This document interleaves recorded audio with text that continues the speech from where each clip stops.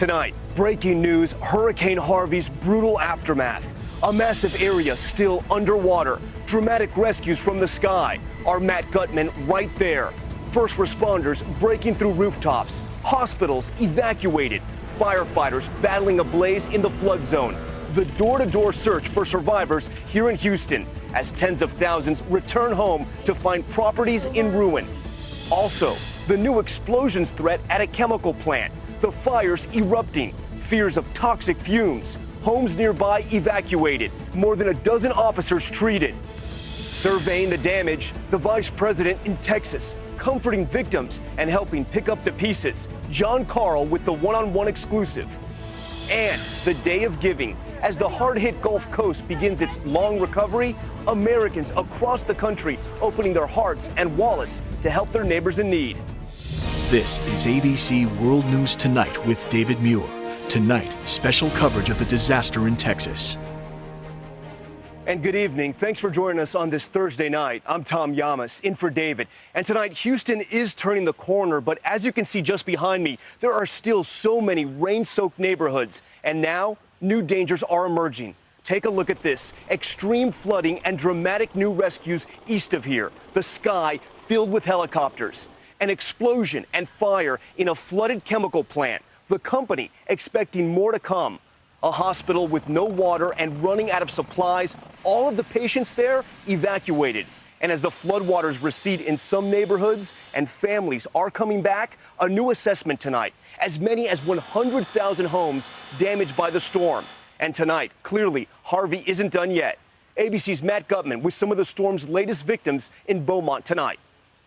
Tonight, from the air, Beaumont and Port Arthur, Texas, the hardest hit by Harvey, besieged by water. The sky swarming with helicopters. It's the only way in. The U.S. Coast Guard hammering through a roof to get families out. Some 200 patients on stretchers evacuated by helicopter at Baptist Beaumont Hospital after the local water supply failed. And nearby Port Arthur, a nursing home submerged. Teams evacuating the most critical patients, lifting entire beds into boats. This morning, we teamed up with the U.S. Navy aboard a Navy search and rescue chopper as we survey the water world below. Then an urgent call. A nearby dam is about to overflow. We touched down at Pine Forest Elementary, just a few towns over from Beaumont. The first thing we see, people weeping, hands clutched over mouths. Apparently there are a lot of people in this school. We're still unclear what's going on. All of them have stranded, congregating here because this is one of the few dry areas around here.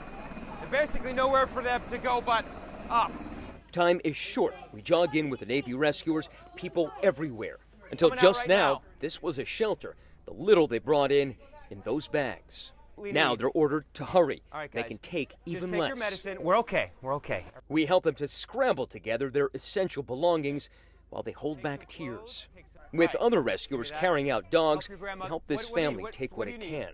There are probably about 50, maybe 100 people here, all of them trying to evacuate. Pretty much nowhere for people to go here. They're taking their dogs, their medicine, their phones, whatever they can. 14 members of the Smith and Mitchell families plus 4 dogs pile in.